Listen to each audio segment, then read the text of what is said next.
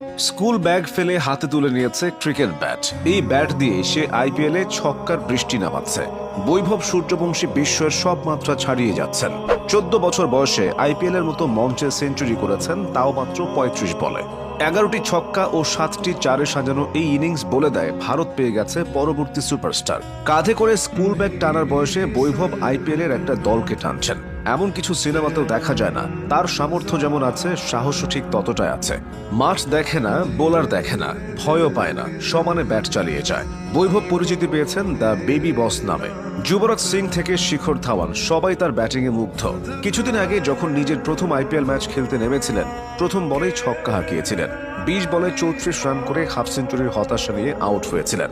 Out হওয়ার পর বৈভবের চোখে মুখে ছিল হতাশার ছাপ, আরো ভালো করতে না পারার ক্ষুধা। এই ক্ষুধাই তাকে এতদূর এনেছে। মাত্র 13 বছর বয়সে সে আইপিএল নিলামে তোলপাড় সৃষ্টি করেছিল।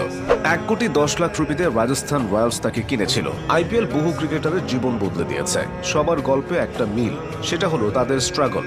বৈভব সূর্যবংশীকে যখন আইপিএল নিলামে তোলা হয়, তখন অনেকেই ভেবেছিলেন বয়স বিবেচনায় উপেক্ষিত থাকতে পারেন এই কিশোর ক্রিকেটার। কিন্তু 13 বছর 243 দিন বয়সী বৈভবকে পেতে বেশ একটা লড়াই হয়েছিল সৌদি আরবের জেদ্দায়।